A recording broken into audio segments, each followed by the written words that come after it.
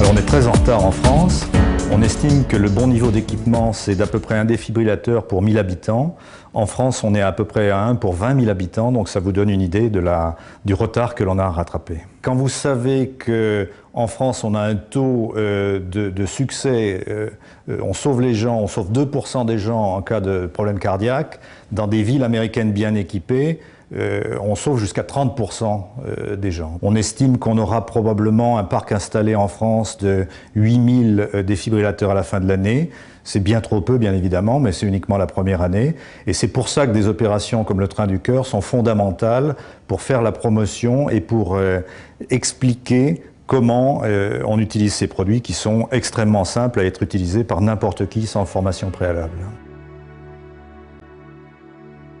Lorsqu'on est face à une victime d'arrêt cardiaque, voici brièvement les gestes qu'il faut réaliser.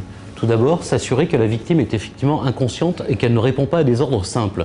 Madame, madame, réveillez-vous. Si vous m'entendez, serrez-moi la main. Est-ce que vous m'entendez, madame? Visiblement, elle ne m'entend pas, elle ne réagit pas. Dans ce cas-là, on va vérifier sa respiration. Pour cela, on lui bascule la tête en arrière pour dégager les voies aériennes supérieures. On place l'oreille sur sa bouche, comme ceci. Et ainsi, on peut soit sentir, soit entendre un souffle. Et en même temps, on vérifie que la poitrine se soulève. Et là, visiblement, ce n'est pas le cas. Elle est donc victime d'un arrêt cardiaque. On prend le défibrillateur que l'on vous a apporté, on tire sur cette poignée, on retire ce capot en plastique, on se laisse guider par les messages. Enlevez tous les vêtements du thorax du patient. Coupez les vêtements si nécessaire.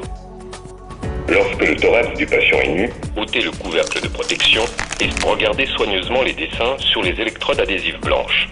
Détachez une électrode de la feuille de protection jaune. Placez l'électrode exactement comme le montre le dessin. Appuyez solidement sur la peau nue du patient.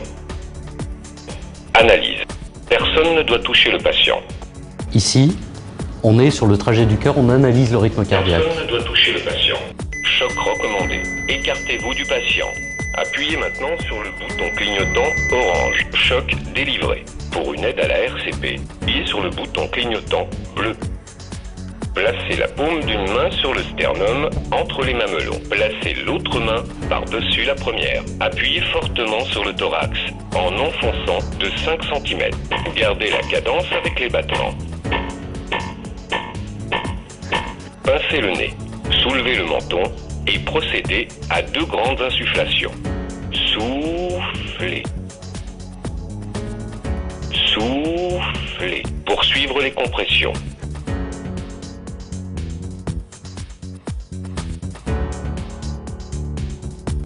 En fait, il faut continuer pendant 2 minutes. Au bout de 2 minutes de RCP ou de réanimation cardio-pulmonaire, le défibrillateur repart en analyse, donc il vous demandera encore une fois de ne pas toucher la victime.